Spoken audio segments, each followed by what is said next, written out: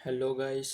तो आज मैं एक बहुत ही इम्पोर्टेंट वीडियो लेके आ रहा हूँ जो कि बहुत बच्चों का प्रॉब्लम होता है। जो एफएमई को होता है जो हमारा लास्ट पेपर होता है, पेपर नंबर 8। उसमें एक जो चैप्टर नंबर 5 है, कैपिटल स्ट्रक्चर। उसमें लीवर्ड फॉर्म और अनलीवर्ड फॉर्म का जो क्वेश्चन आता है, उसमें बहुत बच्चों को डाउट होता है आर्बिट्रेज प्रोसेस के। और उसमें भी एक पर्टिकुलर केस जिसमें इन्वेस्टर ने इन्वेस्ट किया होता है लीवर्ड फर्म में, और उसको वहाँ से सेल करके अनलीवर्ड में जाना होता है। तो आज मैं आपको वो एक क्वेश्चन सॉल्व करवाऊंगा जिससे आपका कंसेप्ट एकदम क्लियर हो जाएगा। तो चलिए हम शुरू करते हैं। सबसे पहले आप निकाल लीजिएगा इलस्ट्रेशन नंबर 6, जो पेज नंबर 5.17 पे है। मैं यहाँ से रीड करूँगा और यहाँ से मैं आपको सॉल्व करवाऊँगा। इसमें सबसे पहले क्या देख रखा है कि दो फॉर्म है। एक है एम लिमिटेड, अरे यार, एक है एम लिमिटेड और दूसरा है पहले एन लिमिटेड है। पहला है एन लिमिटेड और दूसरा है एम लिमिटेड। उसने बोला है कि has same earning before interest and taxes, यानी ईबीआईटी, यानी दोनों का ईबीआईटी सेम है। 20,000 इसका है, 20,000 इसका है। एम लीवर्ड, एम यानी जो ये लीवर्ड फॉर्म है, यहाँ पे मैं काउंट्स में लिख देता हूँ लीवर्ड और यहाँ पे लिख देता हूँ यूएल यानी अनलीवर्ड। जो एम है वो लीवर्ड फॉर्म है। उसके पास डेप्ट है, कितना डेप्ट है उसके पास? उसके पास डेप्ट है 1 लाख रुपीज़ का। कितने परसेंटेज पे? @7% पे उसने डेप्ट ले रखा है। और जो कॉस्ट ऑफ इक्विटी है यानी कि हमें दोनों की दे रखी है। एन लिमिटेड की है 10% और एम लिमिटेड की है 1.50%। तो गाइस, इससे सबसे पहले हमें क्या करना है? हमें इसमें सबसे पहले तो हमें इसकी फॉर्म की वैल्यू निकालनी है, दोनों फॉर्म की। तो मैं यहाँ पे लिखूँगा calculation of market value of both form, यानी फॉर्म लिखा है, बोथ फॉर्म समझ लेना। यहाँ पे हम मैं फॉर्म एन का निकाल रहा हूँ पहले। अभी देखो, एन तो अनलीवर्ड फॉर्म है यानी उसमें डेप्ट रहेगा नहीं। अगर आपने ये चैप्टर पहले भी स्टडी कर रखा है तो इसका आपको पता होगा कि हमें जब फॉर्म की वैल्यू निकालनी है और ये अनलीवर्ड फॉर्म है तो उसका डायरेक्ट जो मार्केट वैल्यू आएगा, इस मीन्स जो केई का मार्केट वैल्यू आएगा इक्विटी का, वही पूरा फॉर्म का वैल्यू बन जाएगा। तो इसमें हम निकालेंगे जो इसका फॉर्मूला होता है वो होता है एस, यानी एन आई अपॉन के। एन आई यहाँ पे कितना है? एन आई को हम एक तरह से ईबीआईटी भी बोल सकते हैं। क्यों? ताकि देखो, एक एजम्पशन है इसमें, जो आर्बिट्रेट प्रोसेस है, आर्बिट्रेट प्रोसेस वो मोडी मिगलानी एंड मिलर का है। तो उसमें एजम्पशन ले रखा है इन लोगों ने कि जो डिविडेंड होगा वो 100% डिक्लेयर हो जाएगा। और यहाँ पे तो जो है ईबीआईटी, यहाँ पे हमें 20,000 दे रखा है, ना कोई डेप्ट है, तो यहाँ पे इंटरेस्ट भी नील रहेगा।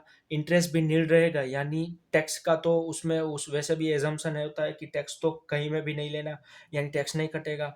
प्रेफरेंस डिविडेंड कुछ है नहीं, तो यानी ये पूरा क्या बन जाएगा? हमारा एनआई बन जाएगा, जो है 20,000। और के 10% है तो इसको हम 0.10 भी लिख सकते हैं। तो इसका आंसर हो जाएगा, सॉरी, 2 लाख बन जाएगा। ये मैंने 20 लाख लिख दिया, कोई बात नहीं, 2 लाख। ओके। अभी इसके बाद हो जाएगा, हम करेंगे फॉर्म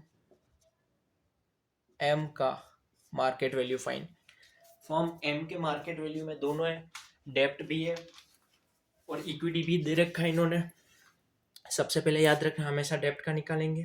अगर आपको फॉर्मूला याद है डेप्ट का तो ये हो जाएगा डी, ऊपर क्या आ जाएगा इसके? आई, और नीचे क्या आ जाएगा इसका? जो इंटरेस्ट है वो, यानी @0.07 या फिर 7% भी लिख सकते हो। अभी इसका इंटरेस्ट क्या है? इंटरेस्ट इसका हो जाएगा 7,000, क्योंकि 1 लाख है, इसका 7% 7,000, और डिवाइड करेंगे 0.07 से। तो आप इसको कैलकुलेटर पे भी कर सकते हो जैसे कि मैं कर रहा हूँ यहाँ पे। 7,000 divide by 0.07, that's 1 lakh rupees. और बाद में हम निकालेंगे एस का। ओ भाई, ओके, एस का है। एस का मैंने आपको ऊपर भी फॉर्मूला दिखाया कि एन आई अपॉन कि यहाँ पे देखिएगा, क्योंकि यहाँ पे एन आई कम हो जाएगा। एन आई क्यों कम हो जाएगा? क्योंकि ईबीआईटी में से हम पहले इंटरेस्ट को माइनस करते हैं, तो लेकिन यहाँ पे डेब्ट भी है, तो डेब्ट में से पहले जो इंटरेस्ट निकलेगा वो ईबीआईटी में से माइनस होगा। तो मैं यहाँ पे आपको स्पेसिफाई कर रहा हूँ 20,000 माइनस जो इंटरेस्ट बच गया था वो हमारा निकल गया है, और यहाँ पे के हो जाएगा 0.115। ये हो जाएगा 13,000 डिवाइडेड बाई 0.115, दैट्स 11304.47, या फिर आप यह डेसिमल को रहने दीजिए, इतना ही रहने दीजिए। ओके, अब इसकी टोटल वैल्यू क्या हो गई? टोटल फर्म की वैल्यू क्या हो गई? टोटल यानी वी होता है, इसकी टोटल वैल्यू जो ये आया उसमें 1 लाख ऐड कर देंगे, यानी 2,13,043 रुपीज़, 2,13,043 रुपीज़। अभी आप यहाँ पे अगर इजीली देख सकते हो कि जो फर्म एन है उसकी वैल्यू है 2 लाख रुपीज़, और यहाँ पे जो फर्म एम है उसकी वैल्यू है 2,13,043 रुपीज़। तो यहाँ पे हमें एजम्पशन क्या लेना होता है कि जो इन्वेस्टर है वो किस इन्वेस्टर के पास कौन सी कंपनी के, यानी जो लीवर्ड कंपनी के उसके पास शेयर होंगे, क्योंकि इसके मार्केट वैल्यू ज़्यादा है। और हमें एजम्पशन क्या लेना होता है? हमें एजम्पशन ये लेना होता है कि जब जो इन्वेस्टर है वो हमेशा जिस फर्म की मार्केट वैल्यू ज़्यादा है उसी में इन्वेस्ट किया होगा। तो अभी यहाँ से आप ध्यान से समझिएगा कि आर्बिट्रेज प्रोसेस इसमें कैसे वर्क करेगा। सबसे पहले तो क्या होगा, हमें डिटेल देनी होगी। Let mister X hold let mister X hold 10% of shares in. अब यहाँ पे मैं खाली छोड़ रहा हूँ क्योंकि बोर्ड में ये जो कैमरा है उसमें पूरा नहीं आएगा। 10% इन एम लिमिटेड। तो 10% मैंने यहाँ पे, आप गौर कीजिएगा कि मैंने क्या लिखा है, शेयर लिखा है, और 10% अगर इसमें होल्ड कर रहा है तो इसकी वैल्यू क्या हो जाएगी? दैट इज 113,043 मल्टीप्लाई 10%, यानी 113,004.3। ये इतना होल्ड करा, और यहाँ पे इसको अर्निंग क्या मिलेगा?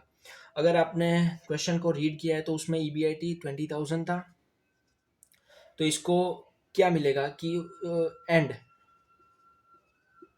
हिज अर्निंग वॉज, देखो यहाँ पे जो 20,000 था उसमें से सबसे पहले तो जो इंटरेस्ट था वो निकल गया, यानी 13,000 बचा, और उसमें से भी उसको 10% मिलेगा, यानी 13,000 का 10% यानी 1,300 मिलेगा। ओके, ये हो गया एक, ये जो फॉर्मेलिटी थी इतनी। तो अभी मेन प्रोसेस होगा। अभी इसमें हमें क्या करना है, एक एजम्पशन लेनी है, मीन्स एजम्पशन नहीं, यानी ये आर्बिट्रेज प्रोसेस ही है। एंड मिस्टर एक्स सोल्ड नहीं आएगा, सेल आएगा। Mister X sell his share of 10% of, मैं यहाँ पे एल लिख रहा हूँ, यानी लीवर्ड फर्म है, levered firm, and borrow the डेप्ट of levered firm at the rate 10%। क्या किया अभी देखो, मिस्टर एक्स है जो, उसने सोल्ड कर दिया। क्या सोल्ड कर दिया? इसका जो ये शेयर था ये वाला 113,004.3 का, उसने ये सेल कर दिया। कहाँ पे सेल कर दिया? यहाँ पे सेल कर दिया, क्योंकि इसकी मार्केट वैल्यू ज़्यादा है। यहाँ पे उसने सेल कर दिया क्योंकि इसकी मार्केट वैल्यू ज़्यादा है। तो अगर इसने सेल किया है, तो अगर ये फ्लैश लाइट यहाँ पे बीच में आ रही है, इसको बंद कर देता हूँ। ओके, अभी बढ़िया है। अगर इसने यहाँ पे सेल किया है तो इसके पास कितने रुपीस आ गए हैं। और दूसरी बात, वो मिस्टर एक्स क्या करेगा? मिस्टर एक्स करेगा कि एक तो सेल करेगा, और दूसरा मैंने क्या लिखा है कि बोरो करेगा। बोरो कितना करेगा? डेप्ट करेगा, और लीवर्ड फॉर्म से करेगा, क्योंकि अनलीवर्ड में तो डेप्ट होता नहीं है, 10% से करेगा। अगर इसने बोरो किया डेप्ट 10% से, तो जो ये अनलीवर्ड फर्म है, सॉरी लीवर्ड फर्म, और उसका जो डेप्ट था 1 लाख का, उसमें से 10% बोरो कर लेगा, यानी वहाँ से वो जो लीवर्ड फॉर्म था वहां से वो 10% जो उसका डेप्थ था वहां से बोरो करेगा, मीन्स उसके पास ये जो डेप्थ है उसका 10% उसके पास आएगा, और बाद में उसको क्या होगा, बाद में उसको इंटरेस्ट के साथ जो प्रिंसिपल है वो उसको देना पड़ेगा लीवर्ड फॉर्म को। यानी वो एक तरह से समझो कि ये बैंक से मनी बोरो कर रहा है, बैंक नहीं है लेकिन ये लीवर्ड फॉर्म है, तो समझो कि ये मनी बोरो कर रहा है कहाँ से, लीवर्ड फॉर्म से। ओके, अभी क्या होगा, अभी हम लिखेंगे total money mister x have. Mister x के पास टोटल मनी कितना होगा, तो उसके पास टोटल मनी देखो क्या होगा, 11304.3 होगा। ओके, प्लस इसने जो 10% लिया लीवर्ड फॉर्म से डेप्थ से वो 10,000 आ जाएगा, क्योंकि इसका 10% 1 लाख का 10,000 हो जाएगा, तो उसके पास टोटल मनी कितना हो जाएगा, 21,304.3। एंड यहाँ पे और एक लाइन लिखनी है ऊपर, जो कि एक बहुत ही इंपॉर्टेंट है, and mister x will buy 10% of share in unlevered form. Unlevered form यानी एन लिमिटेड और लीवर्ड फॉर्म यानी एम लिमिटेड। ओके, बाद में और क्या करेगा मिस्टर एक्स करेगा 10% बाय कर लेगा अनलीवर्ड फॉर्म से। तो अनलीवर्ड फॉर्म का यहाँ पे देखो, अगर मार्केट वैल्यू 2 लाख रुपीज आ रहा है और इसका 10% वो अगर बाय करेगा तो उसके पास से कैश चला जाएगा 10%।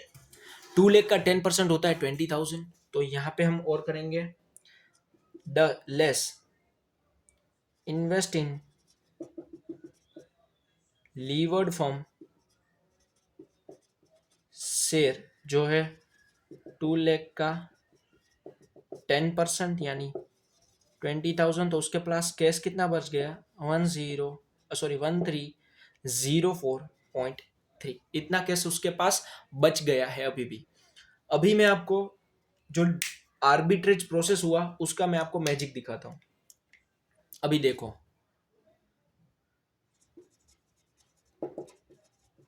Earning of mister x in